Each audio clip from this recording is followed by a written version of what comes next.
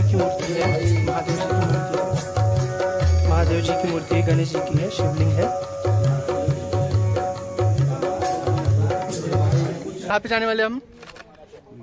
व्यास गुफा माना गांव व्यास गुफा, जहाँ पे ऋषि व्यास जी ने सारे ग्रंथ लिखे। सो बद्रीनाथ से बस 4 किलोमीटर की दूरी पे आता है माना गांव।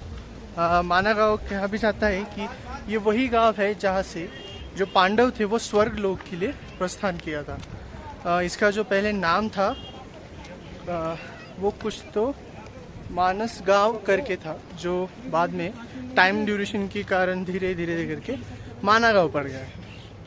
और यहीं पे है व्यास जी की गुफा भी। सो अभी हम जा ही रहे हैं व्यास जी की गुफा की तरफ, एंड वहाँ से गणेश जी की गुफा का भी रुख करेंगे।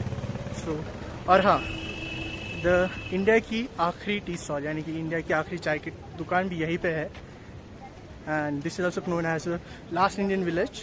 सो will go and have a look on this things also. और हाँ, चाय की चुस्की के बिना नहीं आएंगे वापस। तो एक और चीज़, इंडिया की आखिरी दुकान के पीछे भी एक छोटी स्टोरी है। बेसिकली है ऐसा कि ये जिन्होंने ये जो दुकान डाली थी, उन्होंने बेसिकली अपने स्कूल की फ़ीस और रहने खाने के खर्चे निकालने के लिए ये दुकान चालू किया था। So before the school he used to work, and also after the school he used to serve the tea in the local for the localites. So चलिए चलते हैं, दोनों चीज़ें देखेंगे। व्यास गुफा, गणेश गुफा पॉसिबल हुआ ज़रूर। और दूसरी चीज़, the last tea stall of India.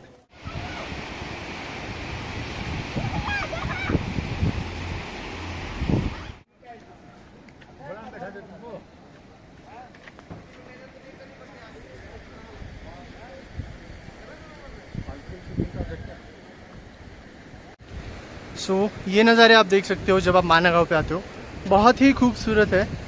दोनों साइड से वैलीज और बीच में से अलकनंदा।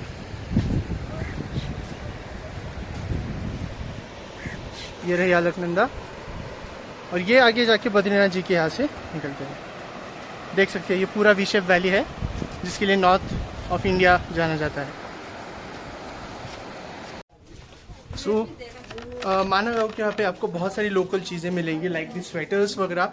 यहाँ पे जो लोकलाइट्स बनाते हैं, और ये लोकली यहीं पे शॉप्स पे सेल आउट होता है। तो if you want to have some local things like this caps वगैरह, ये चीज़ें सो यू हैव।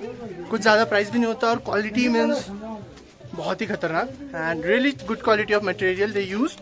और कोई ऐसा मतलब कि ज़्यादा बार्गेन करने की भी ज़रूरत नहीं होती, because this is the last village, they don't have many means to generate income, so help this things. यहाँ पे भी है। सो अगर आपको चाहिए तो आप यहाँ से कुछ स्वेटर्स, वुलन्स वगैरह खरीद सकते हो। And also some of the food stalls.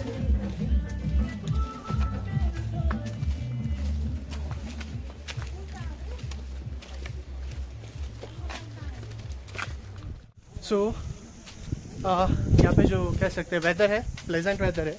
कोई ज़्यादा आज के लिए तो ठंडी वगैरह नहीं है, और जो ट्रैक भी है कह सकते हैं बहुत ही ईजी है व्यास गुफा तक। कोई ज़्यादा हार्ड नहीं है, कोई हार्श भी नहीं है इतना, और कोई खड़ी स्टेप चढ़ाई भी नहीं है, नॉर्मल है। हाँ, और एक और चीज़, अगर आपको कुछ घोड़ा खच्चर वगैरह चाहिए होगा तो वो नीचे से आपको मिलेगा। कॉस्टिंग तो मैंने अभी तक पूछा नहीं है, बट अराउंड 1000 रुपीज़ या फिर 1500 रुपये में मिल जाएगा आपको, ज़्यादा कॉस्टिंग नहीं होगा।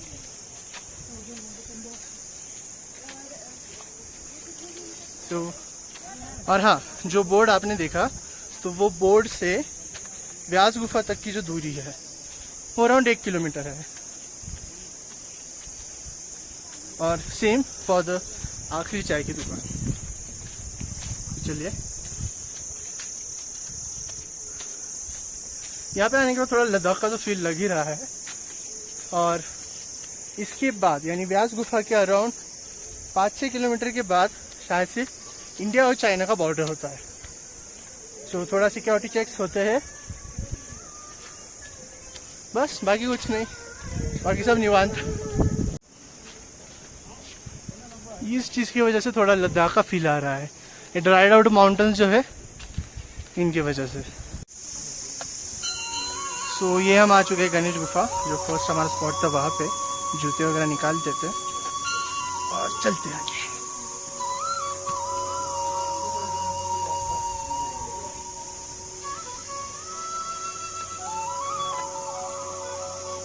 तो ये है वो गणेश गुफा, ये परिक्रमा मार रही है अंदर से।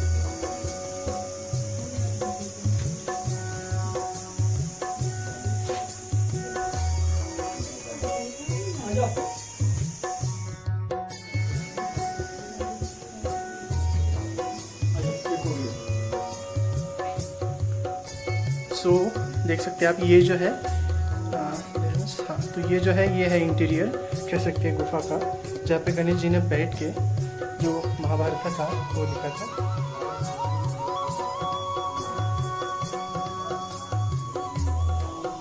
थोड़ा रास्ता संकरा है, सो करते समय बस अपना सिर बचाइए। यहाँ से एंट्रेंस है मंदिर के राइट साइड से, और धीरे से आप यहाँ पे आके जस्ट मेक श्योर कि आप अपना सिर ना फोड़ लें, प्रदक्षिणा कर सकते हैं।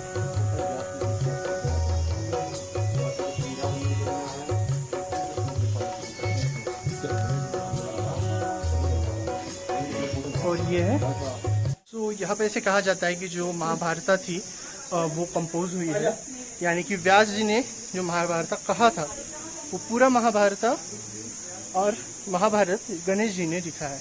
तो सारे उसके अंदर जो श्लोक होते हैं और श्लोक वगैरह गणेश जी ने इस गुफा के अंदर लिखे। और एक और चीज़ जो पॉइंट टू बी नोटेड है कि जब व्यास जी बोल रहे थे तो व्यास जी के और गणेश जी की जो दूरी थी वो बहुत ज़्यादा थी, but at that time the environment was so pure कि दूर से बोलने के बाद भी वो आवाज़ गणेश जी को क्लियरली आती थी। तो व्यास गुफा यहीं से जस्ट थोड़ा ही दूर है, तो हम अभी व्यास गुफा पे जाएंगे। बट एज ऑफ नाउ ये जो आप मेरे पीछे देख सकते हो गणेश गुफा है, जहाँ पे गणपति जी ने बैठ के जो महाभारत थी वो लिखा।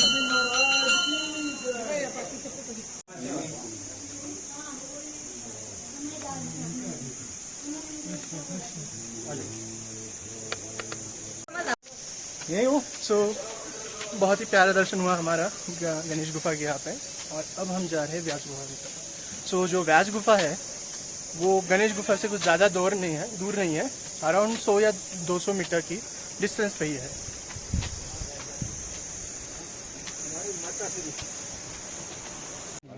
तो पानी डालो।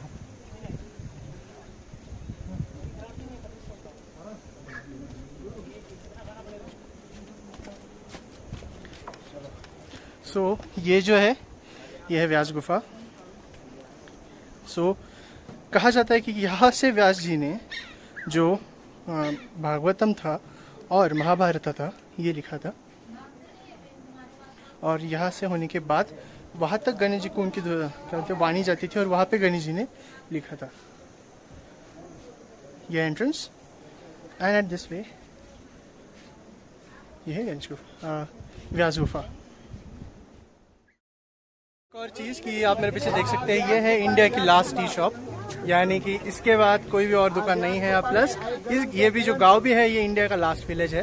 इसके बाद भी डायरेक्टली चाइना बॉर्डर आता है, and it is recognise as the India's last village as well as the India's last tea shop. You see lead side में ये है वो टी शॉप। बेसिकली इसके पीछे जो छोटी सी स्टोरी थी वो भी काफ़ी इंटरेस्टिंग है और काफ़ी मोटिवेटिंग स्टोरी है।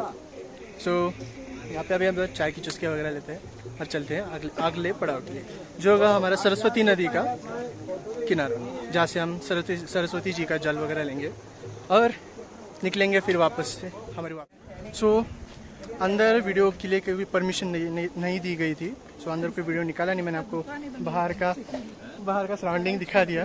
और अभी आप मेरे पीछे देख सकते हो ये है इंडिया का लास्ट टी शॉप, यानी कि इसके बाद कुछ भी नहीं है और इसके पहले भी कुछ नहीं था। एक है आगे है। बस में बैठो फटाफट जल्दी। हाँ नहीं, पहले माना वो करके सरस्वती नदी करके फिर बस में बैठो।